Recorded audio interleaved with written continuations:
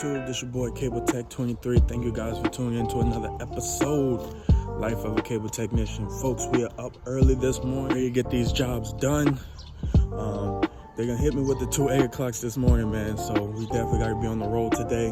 To all my new viewers, make sure you please hit that like and subscribe button. Yeah, I'll see you guys at the first job. Just finished customer contact. Man, they got some bad signal here, folks. So what we're gonna do, and what we might have to do, is go ahead and run a new drop hole right there. Right there, as you can see it. This is that boy there. So we're gonna go ahead and check signal. But honestly, I'm thinking, like, the way the signal looks, it's failing SNR. Might have to go ahead and change this drop, man. Look at that. Yep, time for a new drop.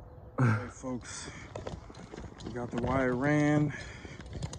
Now all we gotta do is just have it hooked up. As you can see, this is where we're gonna have the wire hooked in on the other side of the house. So what I'm going to do is I'm going to go ahead and cut this wire about right here. Now, what I like to do before I even go to the pole is already have it on the drop hanger itself before I even go up on the pole. Folks, so now that I got my wire right here, I'm about to go ahead and put the hanger on. Now, I've been getting a lot of DMs on my Instagram page about making a video about doing the hangers, what is the proper way to connect the hanger and all that stuff. So honestly, I feel like there really isn't no wrong or right way to do it. As long as you're not damaging the wire, the coaxial cable itself, and it's nice and secured, you should be good. But I'm gonna go ahead and show you guys how I do it and how I used to do it and why I don't do it the way I used to do it anymore. So what you want to do is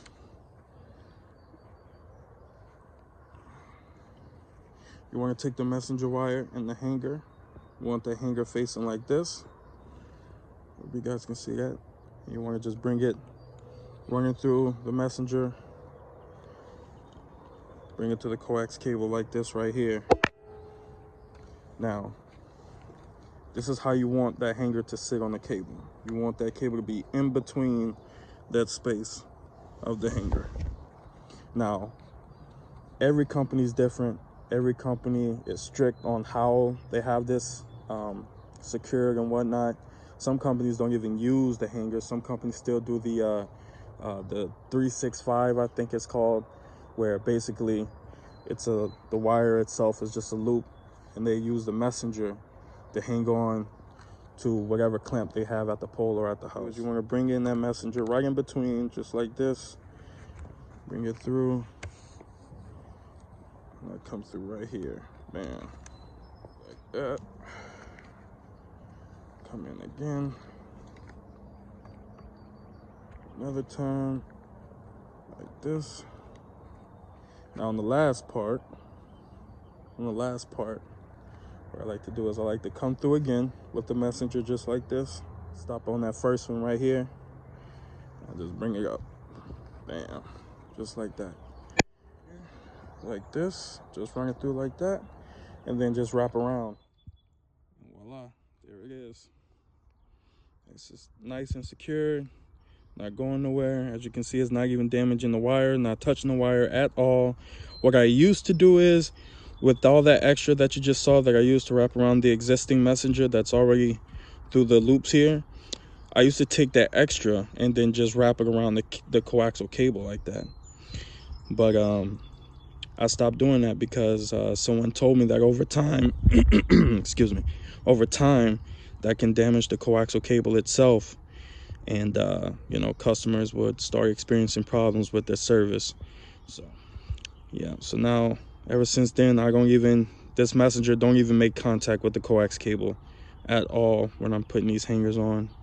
This is how I do it. So, yeah. So now that we got this here done on the ground, we're going to go ahead up on the pole. Looking good, looking good. Got my service loop. Wire coming from here, from there all the way down.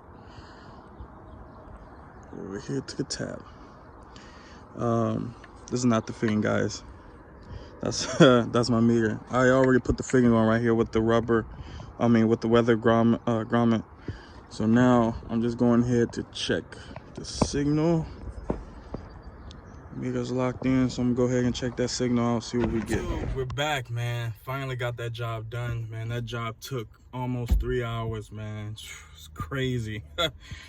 But we finally got it fixed. The customer had a bunch of wire issues. Most of the wires in that house was pretty old. I thought it was just gonna be a drop, but little did I know, once I went inside, it was crazy. Let's just say everything was just 59 wired out. All the technicians know what I'm talking about. 59 wires, one of the oldest wires we used to use way back in the day or whatever. It's really small wire. And it's not good to use in today's time. So I basically had to rewire everything. But anyway, I'm going to go ahead and grab some lunch, and I'll see you guys on our next job. Just finished customer contact here at an install. This customer is getting just internet setup, so I'm gonna hook them up with an XB6. Now this is set up pretty tricky as far as like the wire goes, because this is a 4-unit building, but the thing is, these people do not have an MDU. They're running 4 drops to the pole, and usually when it's a multi-unit, if it's more than 3, it's supposed to have an MDU here, at least from my understanding, you know. But they're basically running drops in here, so, which is cool. That's not the problem. The problem is I can't get access to where that ground block is. The ground blocks is going inside of the basement of this building. So and also I'm in a city-like area, so it's pretty tough to get on these poles here. What I'm going to do is I'm just going to go back inside the customer home, check the outlet, basically just do what I can. Folks, we got that job done, got the customer hooked up with his new internet. The crazy part about this, man, as soon as I was pulling off, man, the maintenance guy to the apartments came in, already pulled off, man. So it is what it is. I basically just went in there. I just made sure signal was good. Out of the CPE, I was getting 0.4 for my downstream. Upstream was at 45. Yeah, 45. So it was good levels. So yeah, folks, I'm on to my next one. See you guys, right, folks.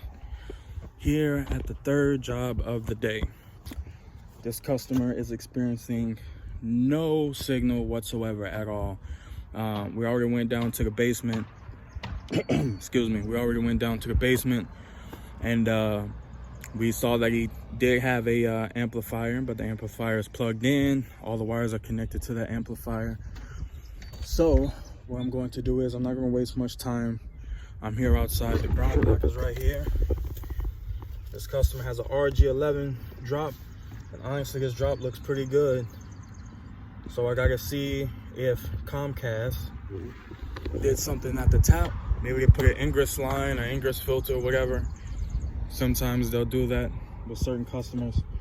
And I'll go to the top to see if there's even signal there. There should be, but all right, stay tuned. See you at the pole. All right, folks, we are here at the tap. As you can see, I'm safely strapped right here. As you see, your boy's not going nowhere. All right, so we're here, and as you can see, this customer wire is connected. So there's no ingress filter on this line at all. So I don't know, man. There really should be no reason why this guy doesn't have it signal. So what I'm gonna do is I'm gonna just do a thorough troubleshooting, signal reading from the tap, ground block, inside of the basement where the main splitter is. All right, guys, here at the ground block. Right now I'm testing signal levels here. So my downstream at the pole came in at 14 dBs. My upstream was at 24. So I'm gonna let you guys know what I get here at the ground block. I should lose about 6. Well, no, I'm sorry, 4, because this is a RG11. RG11, you lose 4 dBs every 100 feet. RG6, you lose 6 dBs every 100 feet. So okay, folks, so that's exactly how much I lost. I lost 4 dBs. So like I said, at the pole it was at 14. Came over here, got a signal reading at 10 dBs exactly. So 4 dB loss. This is a 100-foot of drop cable, RG11. So everything outside looks good. Okay, YouTube, we are here in the basement, the customer's basement.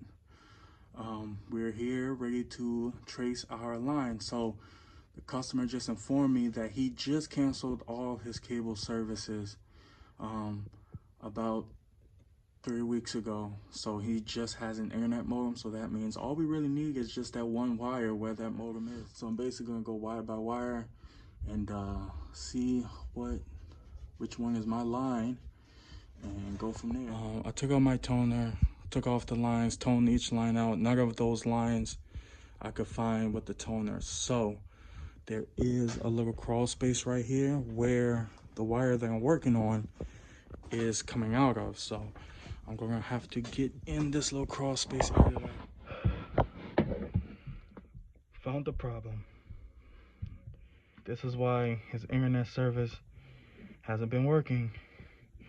To the people that watch my videos that are not cable techs or that's interested in getting into the business, listen, when you get these splitters from Walmart or Lowe's or Home Depot, you guys need to understand that these splitters are not compatible with every cable provider. If you need a splitter, it's best that you go to your local service provider store, get a splitter from one of them. Another happy customer to end my day. Folks, we got everything hooked in, Wi-Fi is working, signal is good to go. Took out that old splitter, that's what it was, man. Those Walmart splitters, man, they're tricky, man. But that's all I got for you guys. If you enjoyed the video, please make sure you like, share, subscribe to the channel. Also, please follow my Instagram page.